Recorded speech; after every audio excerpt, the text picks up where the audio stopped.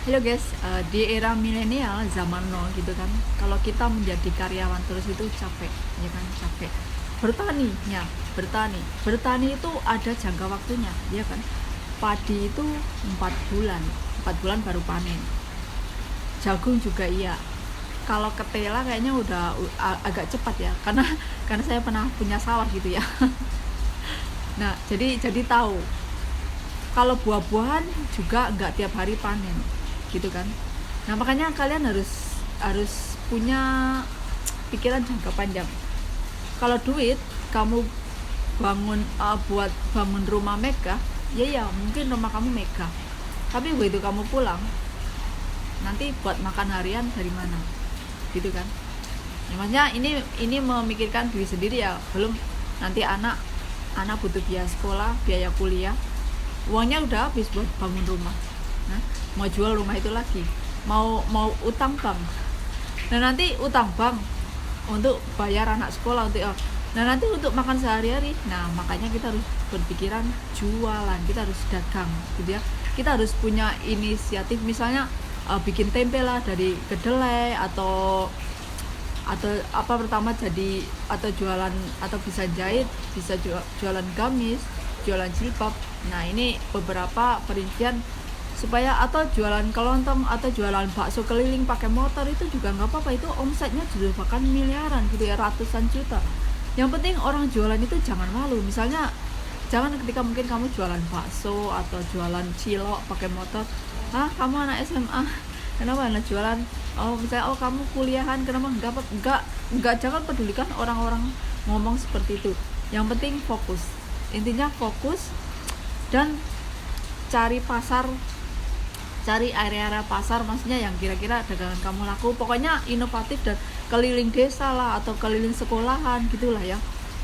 Nah jangan pedulikan omongan orang, harus fokus dan hindari hutang bank, apalagi pinjaman online. Karena sebenarnya berdagang itu bisnis yang menjanjikan ya. Rasulullah pun bahkan berdagang ya.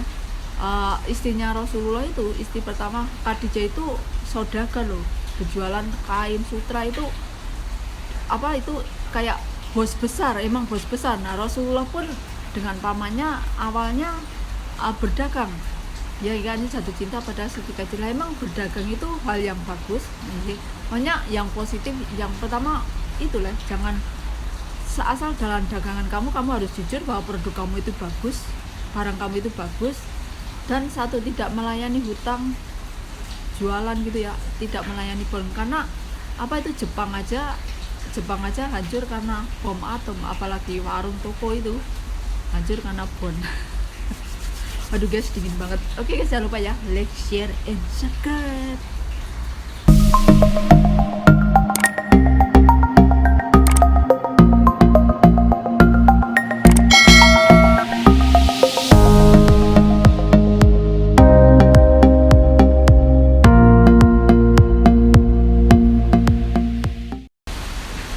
Halo guys, assalamualaikum warahmatullahi wabarakatuh. Oke guys, misalnya gini ya, kalian udah, ini saya bicara tentang lingkup TKW dulu ya. Kalian udah pulang jadi TKW gitu. Nah kalian pasti ingin buka usaha sendiri ya, capek kan ikut orang. Nah misalnya ini kalian ingin jualan gitu ya, ingin buka jualan, mending paling enak itu orang jualan. Nah tip biar jualan itu kamu nggak malu dan kamu tetap fokus gitu ya. Waduh dingin sekali nih guys.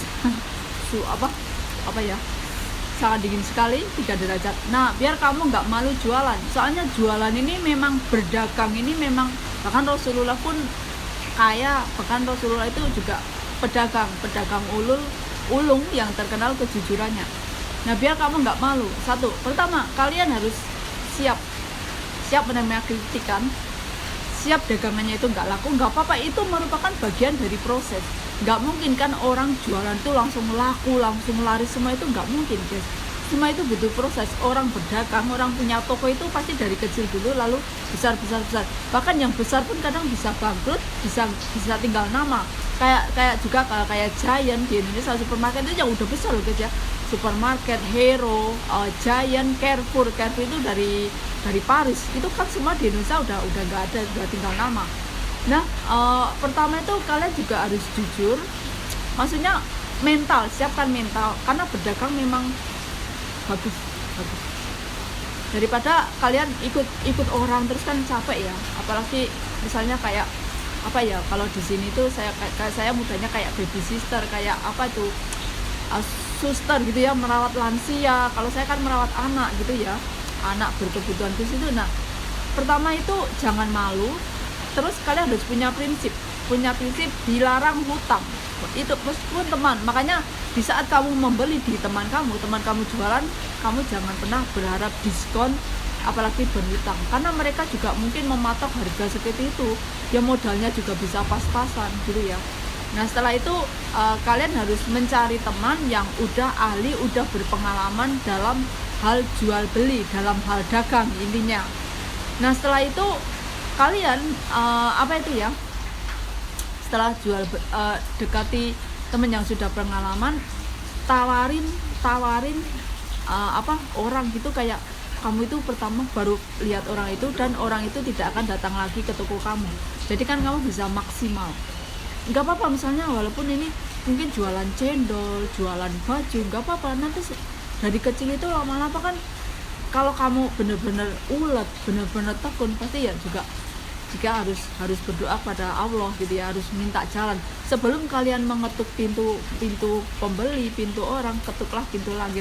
Maka insya Allah semua usahanya itu ya berjalan secara maksimal. Ya mungkin laris, tapi kalau nggak berkah, nah kita itu sebagai muslim itu memang emang muslim memang dituntut kaya, tapi juga yang berkah, yang barokah gitu ya. Jangan lupa ya guys, like, share, and subscribe. Oke guys, yang selanjutnya jangan pedulikan orang lain ngomongin apa. Udah, yang penting kamu lurus jalan terus usaha kamu gitu ya. Dan jangan sekali hindari bank, hindari hutang bank, hindari pinjol, apalagi pinjaman online, karena itu hanya sama saja kamu itu bunuh diri. Kalau hutang itu belum nanti bayar bunganya, kalau pinjol nanti ada debt collector. Kalau bisa memang ya, makanya selama kamu jadi TKW, kamu harus pintar mengelola keuangan ya, mana yang untuk keluarga, mana yang untuk biaya sekolah, mana yang untuk membangun rumah, dan mana tabungan mati untuk nanti setelah saya di Indonesia untuk buka usaha gitu ya.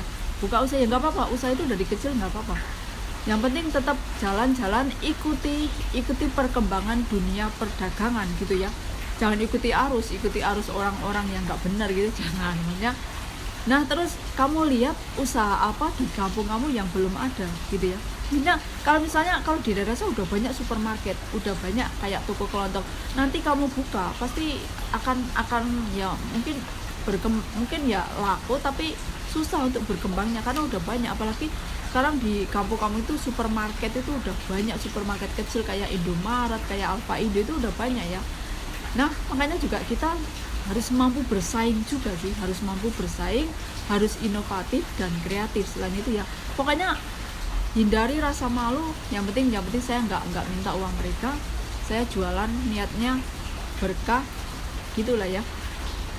Memang apa itu, karena kerja TK itu capek ya guys, capek. Dan saya juga nggak akan selamanya di Hong Kong, nggak akan, sorry gitu ya. Pokoknya karena nggak ada virus ini, jadi saya udah pulang dari dulu. Karena mau pulang, tutup lagi penerbangan, udah beli tiket pun ini guys nggak bisa. Nah, ini intermezzo lah.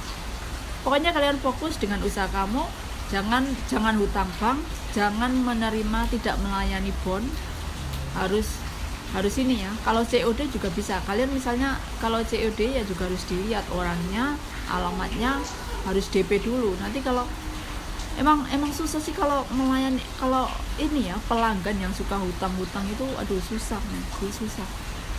Pokoknya percaya diri, kita harus ulet, harus tekun, ibadah, hindari bank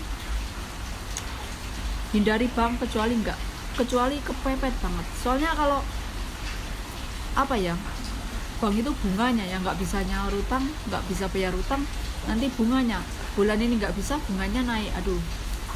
Pokoknya harus nggak usah malu. Kamu misalnya S1 jualan, nggak apa-apa. Misalnya kalau kalian sarjana kok semua jualan tempe, nggak apa-apa gitu.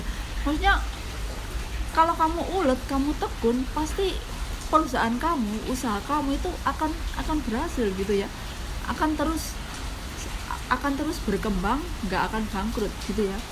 Dan juga harus ulet, harus tekun, harus yang utama inovatif dan kreatif. Nggak selamanya kalian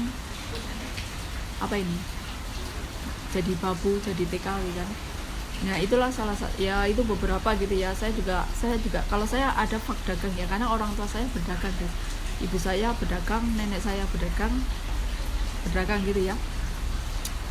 Jadi kalian juga bisa belajar dari orang tua kamu. Kalau misalnya orang tua kamu pedagang sukses gitu ya. Apa itu? Saking dinginnya sampai bingung mau ngomong guys. Pokoknya jangan malu, tekun, dan harus inovatif dan kreatif.